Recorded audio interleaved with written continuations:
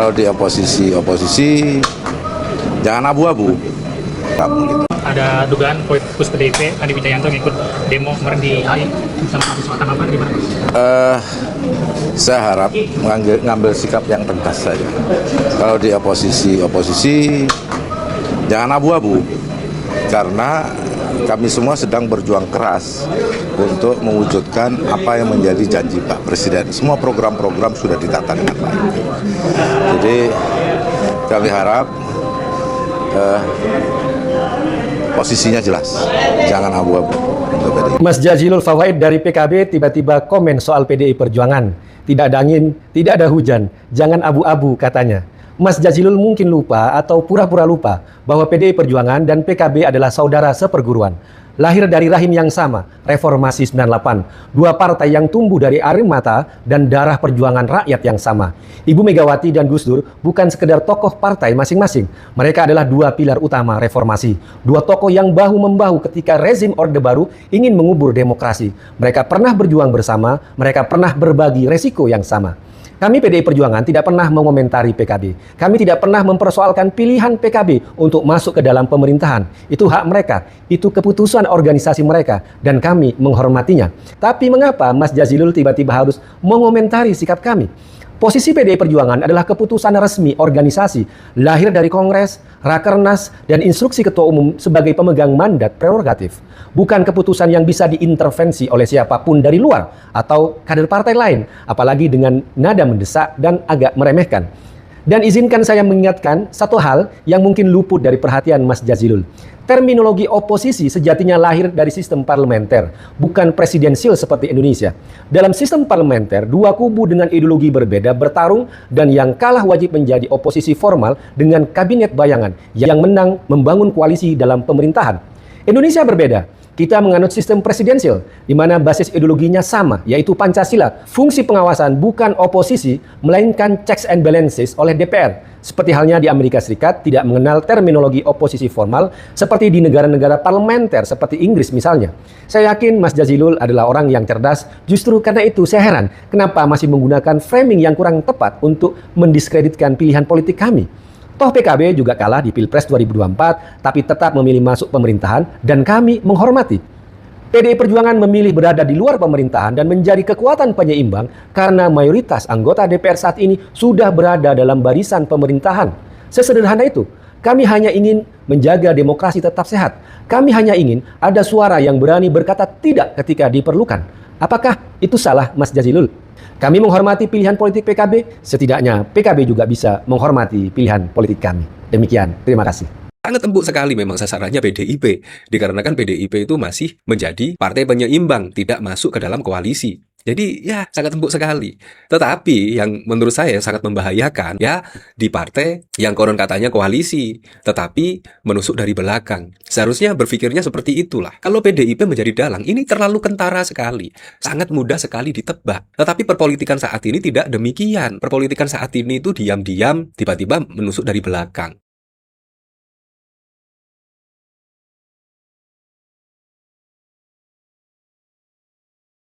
Baru kali ini loh, yaitu ada mahasiswa menggelar konferensi pers, yaitu menuduh mahasiswa yang berdemo pada tanggal 12 Juni yang lalu terafiliasi dengan salah satu partai politik. Nah, itu juga sangat aneh sekali. Ini konferensi pers dari seorang mahasiswa yang konon katanya Aliansi Mahasiswa Bersatu. Dan ternyata juga sudah dibantah ya oleh universitas atau oleh mahasiswa lain yang bersangkutan. Dibantah. Nah, pertanyaannya ini siapa? Mahasiswa ini siapa? Ini kan juga sangat wow sekali lah. Seolah-olah mahasiswa ini ingin memecah lah setidaknya mahasiswa-mahasiswa yang lain untuk tidak berdemo menyuarakan aspirasinya. Padahal kalau kita lihat suara dari mahasiswa-mahasiswa yang melakukan aksi pada saat lalu itu sangat keren sekali loh. Tidak ada satupun lah, yaitu tuntutan mahasiswa untuk menggulingkan Pak Prabowo. Tidak ada.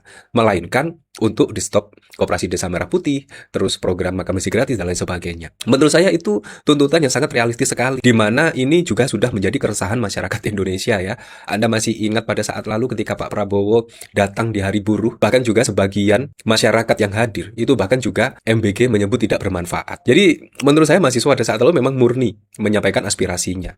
Apalagi kalau kita lihat saat ini ya, setelah MBG makan nasi gratis diberhentikan sementara, itu bahkan juga membuat harga bahan pokok turun. Yang pertama, ayam juga turun. Dari yang 34.000 saat ini turun sekitar 25.000 hingga 28.000, bayangkan.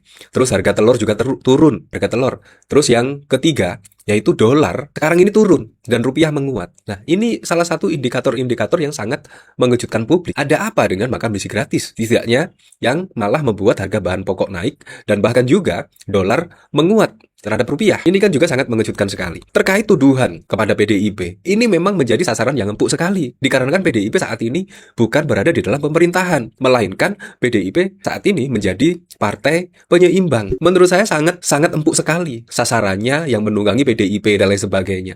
Itu narasi-narasi seperti itu sudah digaung-gaungkan pada Agustus 2025 yang lalu, di mana banyak sekali yang memframing PDIP sebagai dalang, dan saat ini juga dituduh lagi sebagai dalang dan lain sebagainya. Sangat empuk sekali memang sasarannya PDIP, dikarenakan PDIP itu masih menjadi partai penyeimbang, tidak masuk ke dalam koalisi. Jadi ya sangat empuk sekali.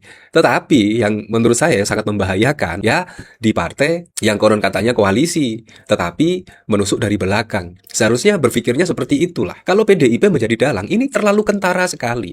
Sangat mudah sekali ditebak. Tetapi perpolitikan saat ini tidak demikian. Perpolitikan saat ini itu diam-diam, tiba-tiba menusuk dari belakang. Tiba-tiba mendorong dari belakang dan lain sebagainya. Kalau saat ini politiknya itu seperti di film-film mafia. Penjahatnya itu saat ini sangat kalem sekali. Gak frontal, gak terlihat seperti penjahat. Kalau PDIP sebagai dalang, ini terlalu kentara.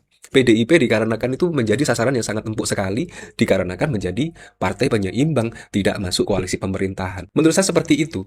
Dan kalau PDIP sebagai dalang, ini terlalu kentara sekali. Nggak mungkin kalau PDIP. Menurut saya seperti itu sih. Nah, di sini bahkan dikomentari oleh Deddy Sitorus ya. Operasi narasi yang menuduh PDIP sebagai dalang dibalik demo mahasiswa hanyalah taktik murahan untuk memecah belah dan meruntuhkan gerakan moral kampus. Faktanya mahasiswa turun ke jalan karena keresahan, real, inefisiensi anggaran, korupsi program MBG, rupiah anjlok, hingga beban hutang negara. Ini bukan political game, tapi government game. Soal bagaimana pemerintah mengelola negara.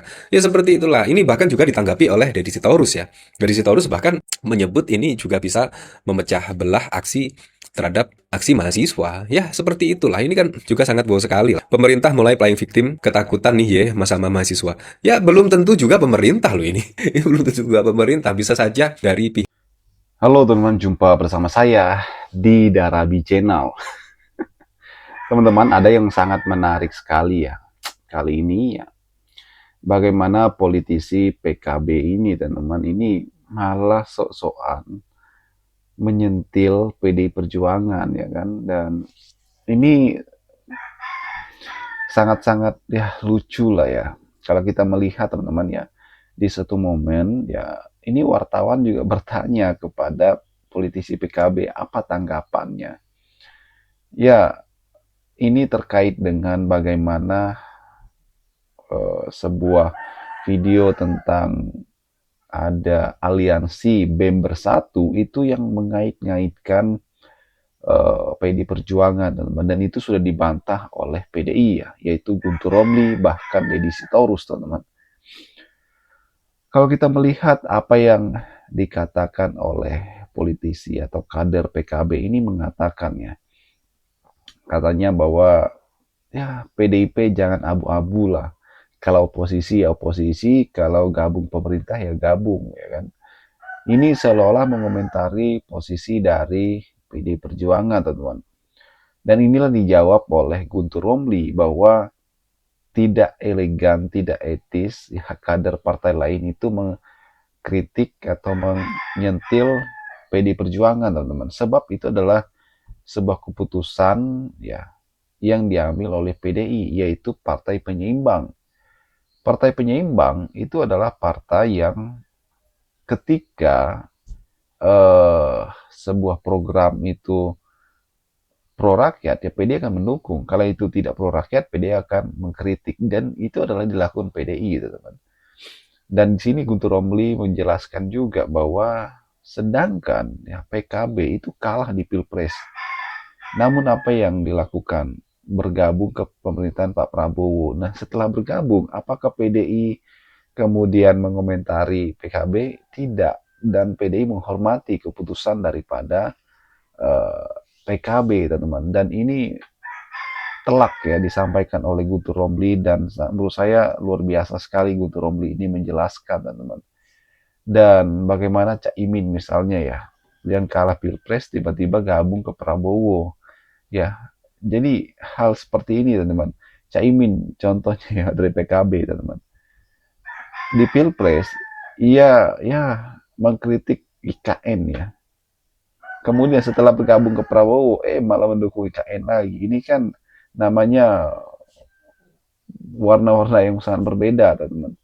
Bagaimana menurut kalian? Kita diskusi di kolom komentar ya. Sampai jumpa lagi.